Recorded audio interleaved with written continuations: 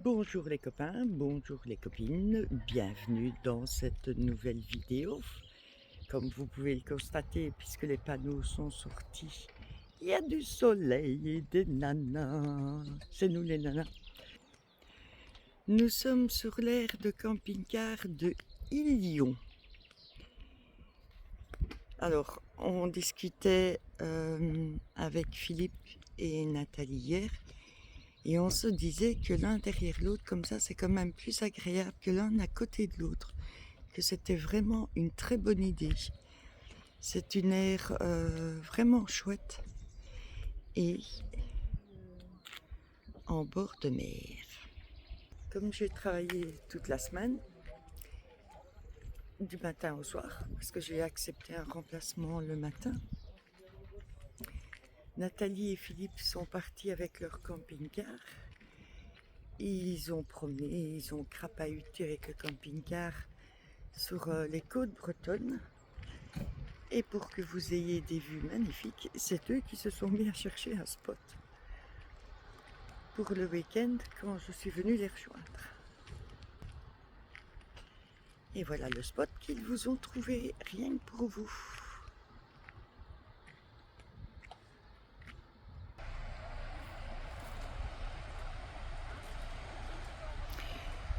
Ça c'est quand même magique, c'est toutes ces falaises.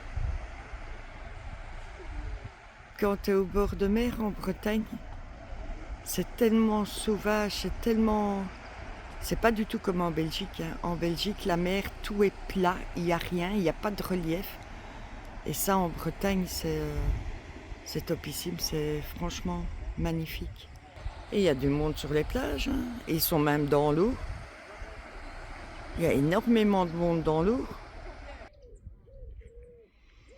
Tu es en bord de mer et pourtant tu as de la verdure. Regarde cet arbre comme il est joli. Regarde comme c'est beau.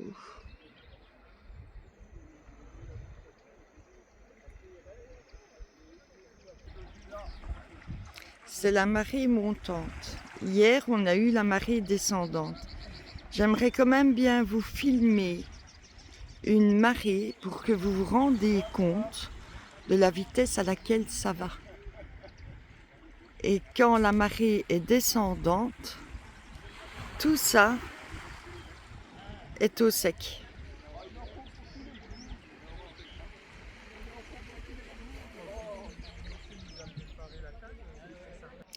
Là, on rejoint le GR34 et encore une fois, c'est une partie très très hard à faire.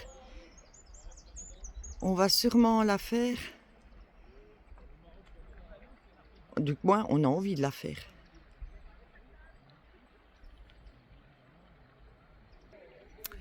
Je me pose quand même beaucoup de questions parce que ça y est, c'est les vacances scolaires depuis hier. Et déjà hier, on voyait la différence sur la route, sur les aires de camping-car.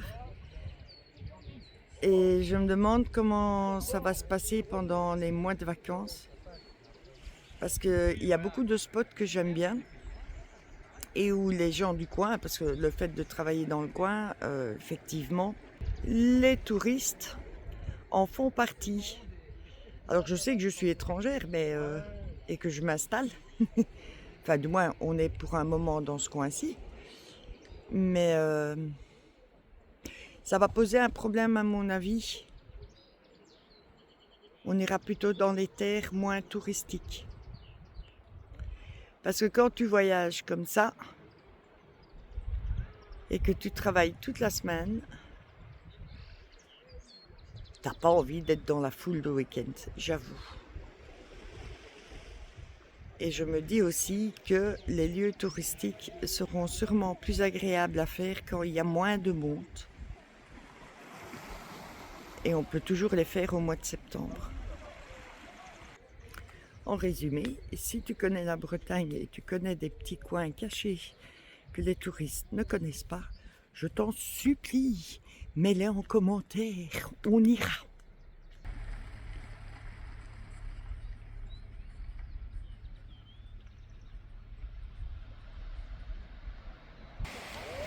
Allez, direction la plage, où nous avons des petits bancs, nous avons la petite douche de plage et nous avons les premiers vacanciers.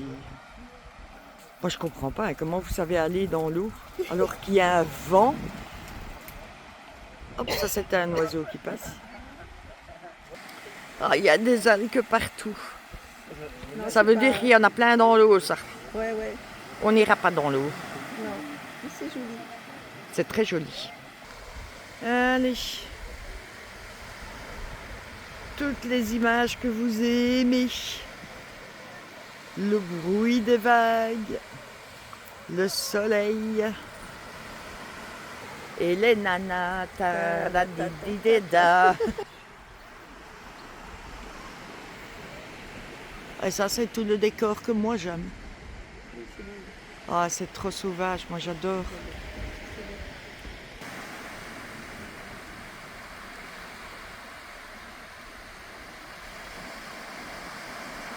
Et là, dans le fond, nous avons Saint-Brieuc. Et ça, ce n'est pas le Mont Saint-Michel. On a rigolé avec ça hier soir. Et là, tout dans le fond, il y a un phare. Et quand la mer descend, on sait y arriver. Tu te rends compte de tout ce qui part?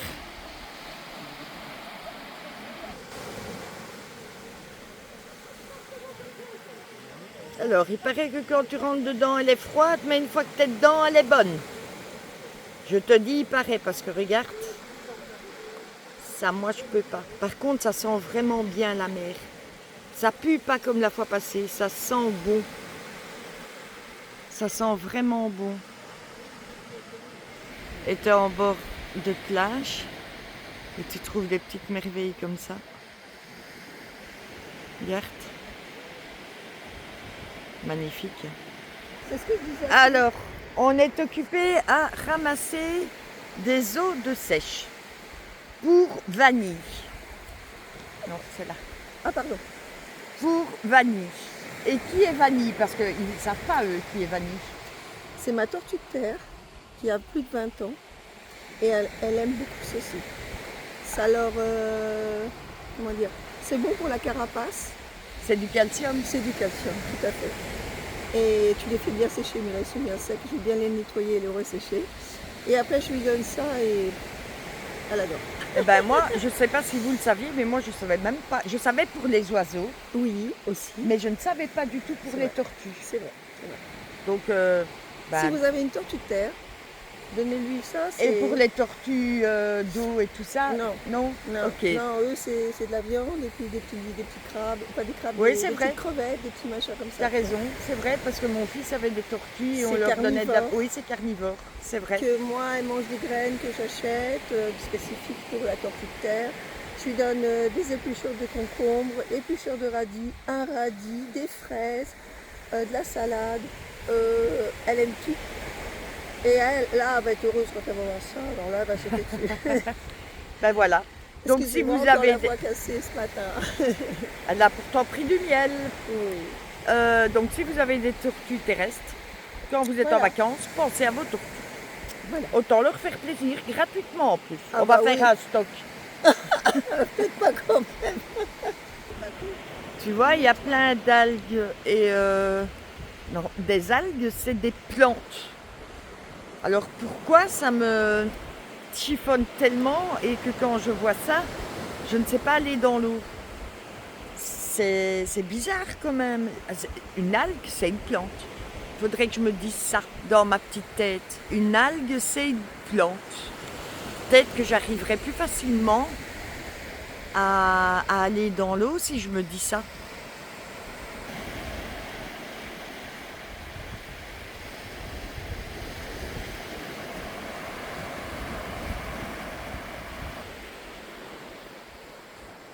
On est sur la plage. Et tu as ça comme décor. C'est vraiment top. Ah, ça fait du bruit, hein, les vagues.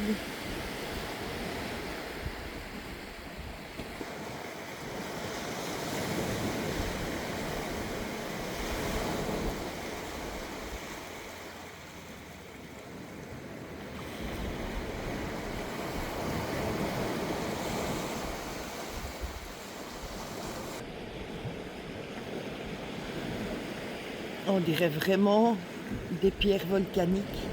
Elles sont toutes noires. C'est magnifique comme décor.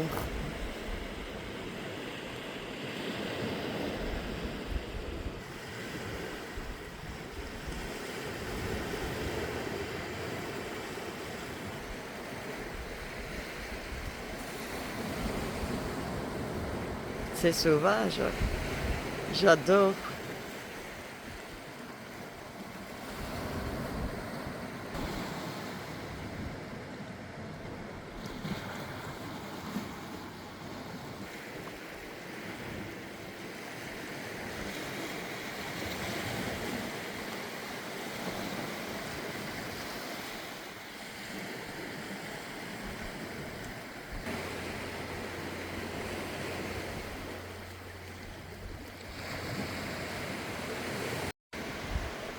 Et voilà, le camping-car.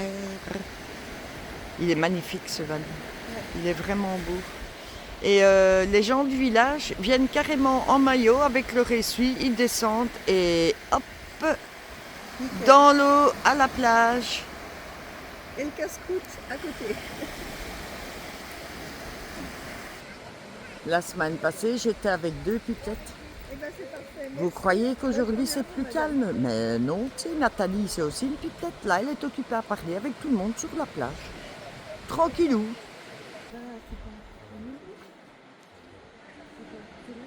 On est en bord de mer, il y a même des fleurs en bord de mer. Il faut dire que pour nous, c'est vraiment quelque chose de spécial parce que, je vous dis encore, en Belgique, à part dans les dunes où il y a beaucoup d'herbes, mais des fleurs comme ça en Belgique, en plein littoral, ben, il faut que tu rentres dans les villes pour en trouver, quoi. Tu ne trouves pas ça en bord de plage.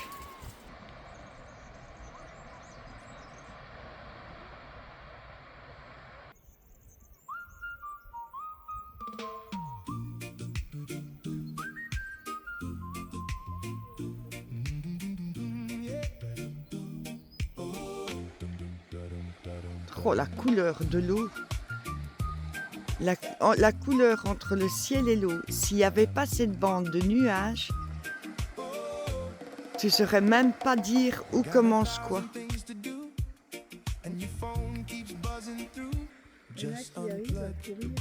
Oui, il y en a qui courent. On est sur le début du GR34 qui donne sur l'aire de camping-car. Je vais te montrer. Hop, tu te tournes. Et regarde cette splendeur.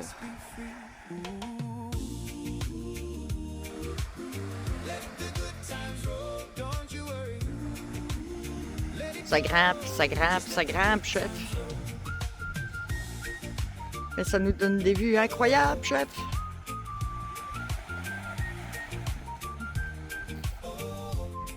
C'est des paysages à couper le souffle.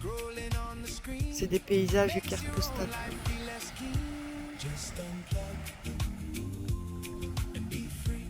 En fait, j'aurais dû commencer la vidéo en vous disant prends une tasse de café, installe-toi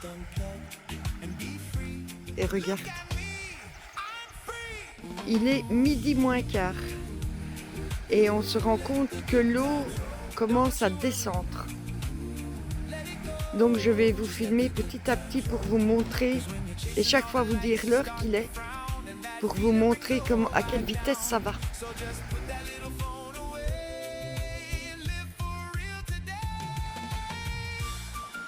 Que la nature est belle. Elle fait des dessins, c'est magnifique, je trouve. J'ai tomates, concombres et J'ai une boîte. j'ai du maïs.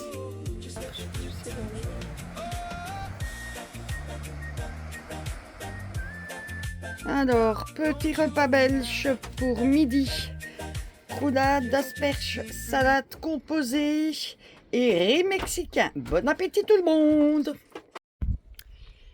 Recoucou, on est toujours samedi. Je vais vous montrer la mer qui a descendu. Je n'ai pas encore une fois su filmer la descente de la mer. La marée descendante donc. Parlons, si on parlait français. j'ai entendu qu'on a mangé et qu'on a, je vous le donne en mille, papoté. Oui, parce qu'on ne papote pas assez, on a rien à se dire, c'est surtout ça. On va changer de spot, on va aller un peu plus loin.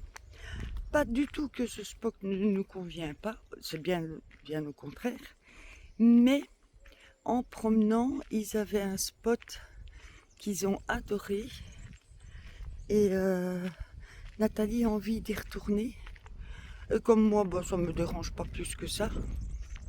On va aller à la plage Bonaparte, où il y a une grotte qui... Oh, du coup, il n'y a plus personne sur la plage, tiens. Enfin, beaucoup moins de monde. Et regarde, oui, forcément, il n'y a plus de mer, il n'y a plus personne. Là, il y a une demi-heure, les gens se baignaient encore. Et maintenant, la mer est tout là-bas au loin. Voilà. T'as vu la différence? C'est fou, hein? En fait, quand tu es comme ça en bord de mer, tout le temps, le décor change. D'heure en heure, de demi-heure en demi-heure, t'as le décor qui change.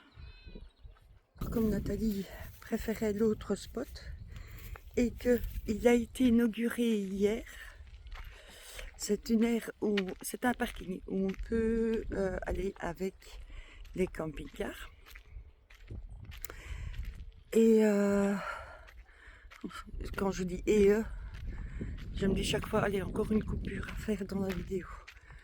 Je vous jure, je me fatigue moi-même avec mes tics de langage. Une 50aine de kilomètres, mais par autoroute. Voilà. Donc on va aller voir ça et on sera encore une fois en bord de mer. Mais ici c'est fort escarpé en fait. Et Nathalie a quand même pas mal de problèmes aux jambes et à la hanche. Donc si elle se sentait mieux de l'autre côté, et que c'est beau, et que ça vient d'être inauguré parce qu'ils ont tout rénové, et je vais vous filmer ça et vous expliquer les choses sur place, autant passer un chouette week-end. De toute façon, le bord de mer, c'est le bord de mer, hein. On est bien d'accord. Allez, en route, mauvaise troupe. Et nous voilà arrivés à la plage Bonaparte. Avec la petite maison là au bout qui a une jolie histoire, toujours dans les falaises. Alors on est sur un parking qui a été inauguré hier. Donc à mon avis, il y aura du monde aujourd'hui. Mais ce soir, on sera mieux placé. Ça, c'est franchement pas un problème. On va aller voir ça de plus près. Il faut s'imaginer que ce passage, à l'heure actuelle, est encore un des passages qui sauve la vie tous les jours à des personnes. J'explique. Là, vous voyez, il y a des barrières. Normalement, les barrières sont mises dès que c'est la marée haute. Et la marée monte tellement vite, tellement fort et tellement loin que tous les jours, il y a des gens coincés. Que ça soit ici ou plus loin. Et les sauveteurs font revenir les gens ici. On ouvre les barrières et on les fait passer par ce passage qui s'appelle le passage Bonaparte. Ce lieu a sauvé des centaines de gens en 40-45 et encore aujourd'hui, il sauve tous les jours des personnes qui sont prises et coincées par la marée. J'en ai des frissons. Et comme tout menaçait de s'écrouler, voilà ce qu'ils ont fait pendant 5 ans. Ils ont foré et mis des tiges de fer à travers la roche partout pour empêcher les éboulements et que la plage reste ce qu'elle est. Et là, vous avez le résultat d'un des éboulements qui a déjà eu lieu.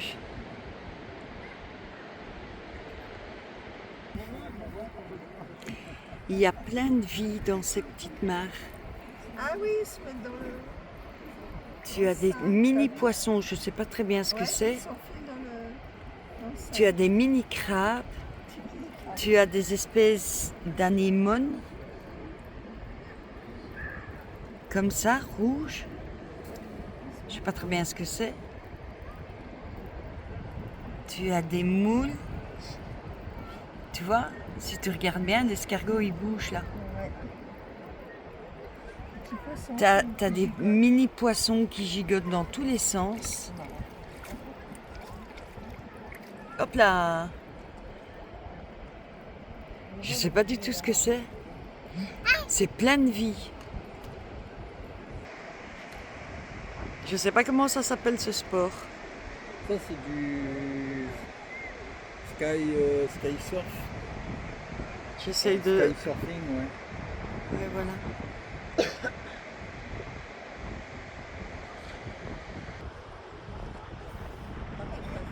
Et la maison là au-dessus, elle a aussi son histoire, cette maison. C'est un lieu chargé d'histoire, vraiment.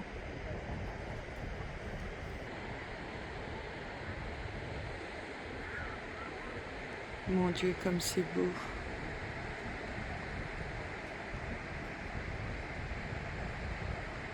C'est magnifique. C'est vraiment un bel endroit. Je me demande, regarde le phare.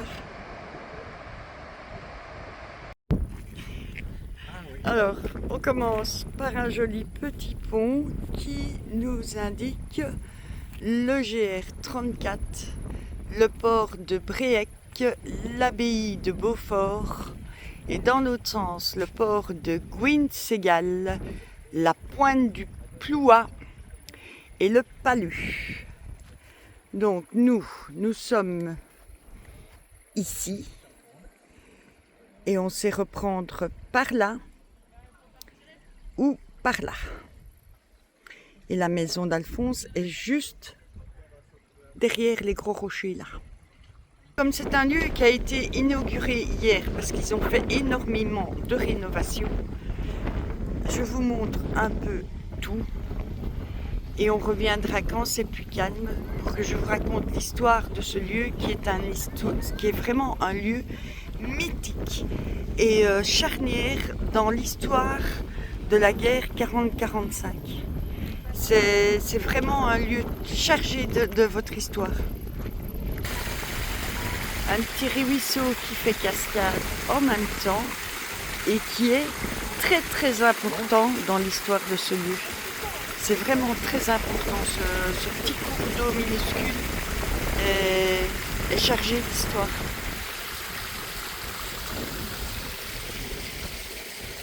Et hop, on arrive à la plage.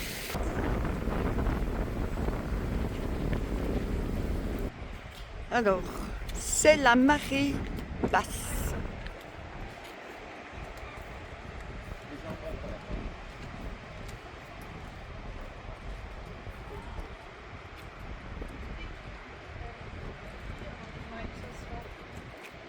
C'est la marée basse, donc normalement tout ça jusqu'au caillou là, la mer va recouvrir tout ça. Et tu vois les rochers là, pas le premier mais le deuxième. Eh ben, quand la mer sera montée, on le verra pratiquement plus. Tu es sur la plage et voilà la vue que tu as. C'est juste top. C'est beau. Ça s'appelle comment ce que vous faites comme sport? Ça c'est du kite surf. Du kite surf. K-I-T-E en anglais. D'accord. Ça veut dire cerf-volant, kite. Ah voilà, c'est ça, c'est un énorme cerf-volant. Et vous le gonflez d'air? On gonfle il y a le boudin avant qui est gonflé, et puis il y a 2-3 lattes aussi pour rigidifier, ouais. Et ça, vous dirigez comment alors? On se dirige comment? Bah comme les bateaux en fait, hein. Le vent Il faut prendre le vent et connaître le vent et jouer avec le vent. On dépend du vent, ouais. Oh ouais. Entièrement. Merci beaucoup. Vraiment de vacances. Je viens d'apprendre, en fait, ils se servent du vent pour bouger. Bah, il faut connaître le vent, hein. Parce que moi, je croyais que c'était comme des parachutes. Les parachutes, tu tires sur des cordes à gauche, à droite et ça te dirige. Bah non, là, ils sont vraiment dépendants du vent, en fait. Voilà. Bah, comme ça, on sait. N'empêche que ça a quand même l'air bien physique, cette histoire, parce qu'il était bien essoufflé, monsieur, je peux te le dire. Il y a trop de choses à vous filmer sur cette plage. Je vais vous montrer quelque chose. Vous voyez bien qu'il y a une étendue où le sable est plus foncé. Je ne sais pas si ça se voit sur la vidéo, mais en fait, c'est de l'eau qui coule. Et cette eau qui coule, elle vient d'ici. Et c'est pas de l'eau salée. C'est de l'eau douce. Ce petit ruisseau arrive sur la plage et se déverse dans la mer. Et les résistants, pendant la guerre, marchaient sur ce petit ruisseau pour ne pas se faire sentir par les chiens des Allemands. Ils se servaient de ce ruisseau pour, hop, marcher dedans et arriver sur la plage. Mais je vous expliquerai ça parce que c'est une histoire fantastique. Mais cette vue, ces falaises,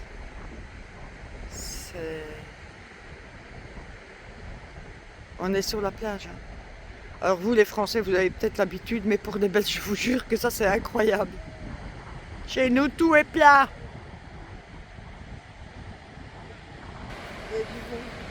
Ah, la jolie carte postale.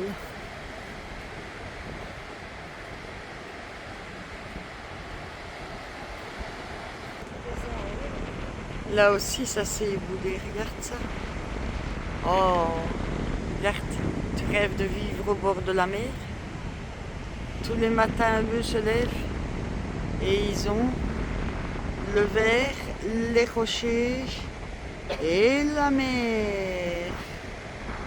Et c'est golfe clair. Être sur la plage et avoir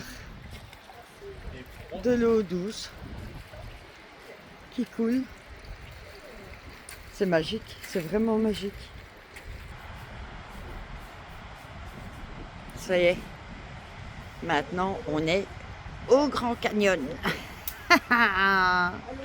Avoue que s'il n'y avait pas la mer, ça te ferait penser à ça. Il faut quand même bien se rendre compte qu'il y avait presque 200 personnes qui marchaient dans ce ruisseau à la queue leu-leu. Hein. Et ils suivaient leur ruisseau, ils n'étaient pas à côté, ils étaient avec leurs pieds dedans. C'est incroyable. C'est marrant, Cette maison a été abandonnée au bord de la falaise. Elle n'est pas si ancienne que ça. Et le fait d'avoir été abandonnée, elle tombe en état de délabrement. Malheureusement, des chauves-souris ont été se nicher dans cette maison et il y a toute une colonie de chauves-souris. La mairie voulait rénover la maison et ils ne peuvent pas parce que les écolos ne veulent pas qu'on dérange les chauves-souris. Cette maison va tomber en ruine pour des chauves-souris. Ah. Bonjour les copains, bonjour les copines. Nous sommes dans un lieu qui me touche énormément, personnellement, parce que j'ai un grand-père qui a vécu la guerre 40-45 et qui nous racontait toutes les histoires de la résistance. Et nous sommes sur un haut lieu, connu dans le monde entier, concernant la résistance de cette guerre. Pendant cette guerre, plusieurs pays sont venus nous aider, dont des Anglais et des Canadiens. Ils venaient en avion et ils étaient attaqués par les Allemands. Parfois les avions tombaient, mais les hommes survivaient. et il fallait les répatrier dans leur pays, ou du moins en zone moins dangereuse pour eux. La résistance c'était des hommes et des femmes d'un courage ou d'une inconscience incroyable. La mort les attendait à tous les tournants. Et ici, nous sommes sur un lieu où a réussi à s'évader plus de 142 personnes en une seule fois. L'aventure a commencé avec Radio Londres, qui a lancé la phrase « Bonjour » dans la maison d'Alphonse. Alphonse était un très grand résistant. Il faut vraiment s'imaginer 142 personnes à la queue leu-leu qui ont marché dans ce ruisseau en silence, jour et nuit, pour rejoindre la plage et s'évader en bateau. Bien sûr, ils marchaient dans ce ruisseau pour une bonne raison. Les Allemands avaient des chiens. Et le fait de marcher dans l'eau perturbait l'odorat des chiens. Seulement, ils devaient être à la queue leu-leu. Ils devaient tenir les vêtements de celui qui était en face. Ils ne pouvaient pas parler, ils ne pouvaient pas fumer. Quand ils sont arrivés à cette falaise, ils ont dû la descendre à la queue leu-leu sur leurs pets et se laisser glisser. 142 personnes. Tout ça grâce au réseau Shelbourne de la résistance. Même les civils du village les ont aidés au péril de leur vie. Arrivés en bas de cette falaise, ils ont dû nager en silence pendant 3 kilomètres pour atteindre le bateau qui les attendait. Et ça, c'est le passage qu'ils ont employé pour arriver sur la plage. Le 24 juillet 1944, la Gestapo a débarqué. Ils se doutaient qu'ils avaient été déjoués et ça ne leur plaisait pas du tout. Ils sont arrivés avec des lance-flammes et ont mis le feu à la maison d'Alphonse. Heureusement, ce monsieur Alphonse n'était pas là. Il était encore occupé à crapahuter pour sauver des gens. Ce lieu est rempli de plaques commémoratives de plusieurs pays pour dire merci à la France. Et vous dire à vous, amis français qui avez tellement fait pendant la résistance, nous ne vous oublierons jamais. C'est un processus que la résistance a employé plusieurs fois pour sauver énormément de personnes. Tu t'imagines nager 3 kilomètres pour rejoindre un bateau et être sauvé? Ça concernait des femmes, des hommes. C'est un lieu qui me touche beaucoup,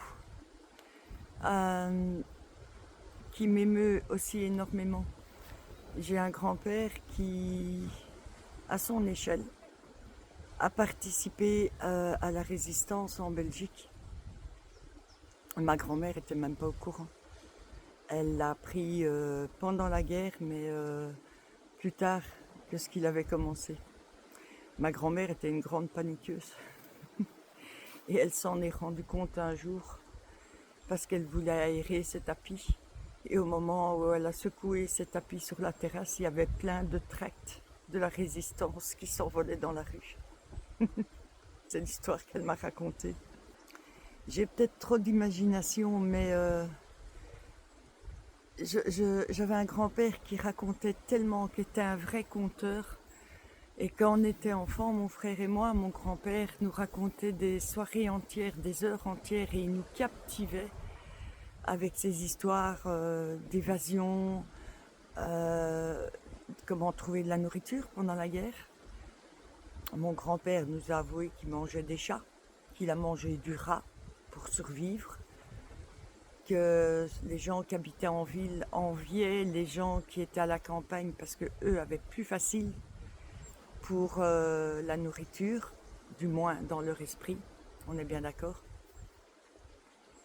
C'est un lieu chargé d'histoire, il y a des gens, c'est le genre de lieu qui te réconcilie avec l'humanité. C'est le genre de lieu où te dit l'humain est vraiment capable du pire, mais il est tellement capable du meilleur. Ce sont des gens qui se mettaient au service des personnes qu'ils ne connaissaient pas et ils donnaient presque leur vie pour les aider, pour sauver un pays, pour se libérer. C'est des histoires qui me touchent beaucoup quand ça touche à l'humain comme ça. Mais si vous passez par ici en vacances, je crois que il faut venir vraiment visiter les lieux. Vous n'êtes pas obligé de penser à ces gens, mais venir rire, venir avec des enfants, venir s'amuser dans ce genre d'endroit tellement lourd d'histoire, je trouve que c'est le plus bel hommage qu'on peut leur rendre. Parce que ceux qui ont donné leur vie pour combattre la Gestapo, ils l'ont fait pour que les générations suivantes puissent vivre heureux. Et venir dans des lieux comme ça, avec des enfants, jouer, rire, explorer, je crois que c'est le plus bel hommage qu'on peut leur rendre. Alors n'hésitez pas à venir. Ici, Londres. Veuillez écouter maintenant quelques messages personnels. Pierrot ressemble à son grand-père. Le facteur s'est endormi. L'éléphant s'est cassé une défense. Nous répétons, l'éléphant s'est cassé une défense. Jeanne a faim. Grand-père mange nos bonbons. Il est temps de cueillir les tomates.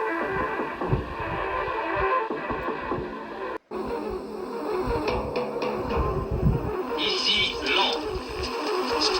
Les Français parlent aux Français. Veuillez écouter tout d'abord quelques messages personnels. Les sanglots longs des violons de l'automne. Je répète, les sanglots longs des violons de l'automne blessent mon cœur d'une langueur monotone. Je répète, blessent mon cœur d'une langueur monotone.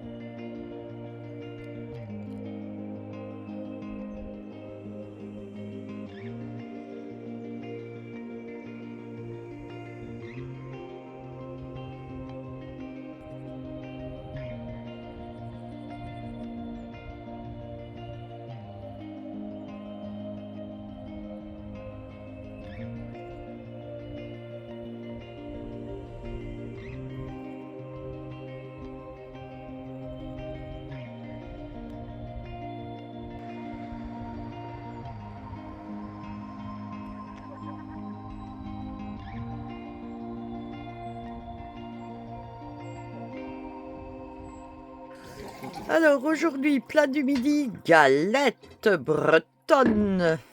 Ben, nous sommes en Bretagne, on en profite. C'est fait avec amour par les 12 petites mains de Nathalie. Petit rassemblement de superbes engins qui s'appelle des Spiders. Ils ont radio, ils ont micro, c'est un club. Nos amoureux de Peney. Faible pour celle-ci. Ah ben voilà, c'est pas pour rien que c'est les amoureux de Peney, ils aiment tous les deux celle-ci. Moi j'aime bien la kaki. La noire satinée. Ah là-bas. ouais. Elle est très belle.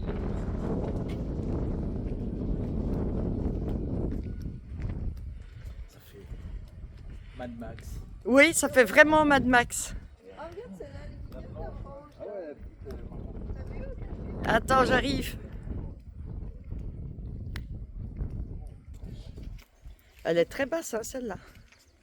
Il me semble qu'elle est plus basse que les autres. Oui. Regarde la blanche à côté. Elle est belle aussi. Elles sont... Ouais, celle-là, elle a même les top cases assortis et tout. les machins du Canada là qu'on regarde.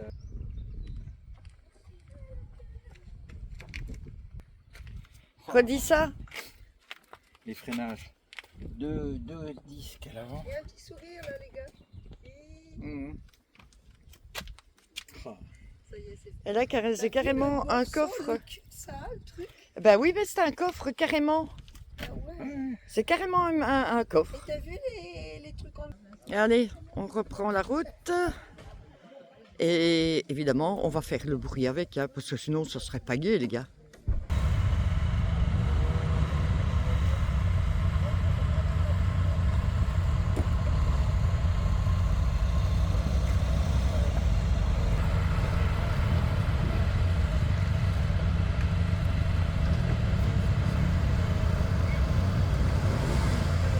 La moto qui ouvre la voie. Le monsieur est un moniteur d'école et c'est lui qui sert de moto de sécurité.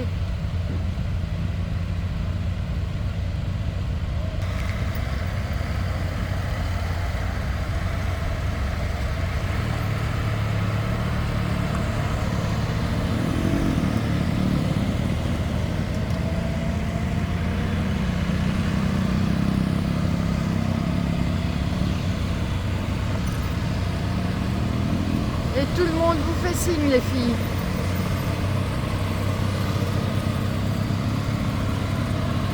Et les copains.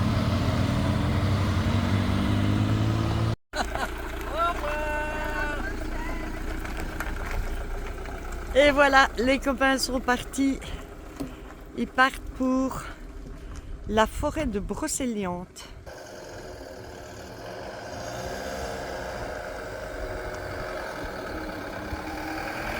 Au mois de septembre. Bisous les amoureux. Et voilà, rendez-vous au mois de septembre. On retrouve notre couple des amoureux de Peney, comme je les appelle, au mois de septembre. À bientôt les copains.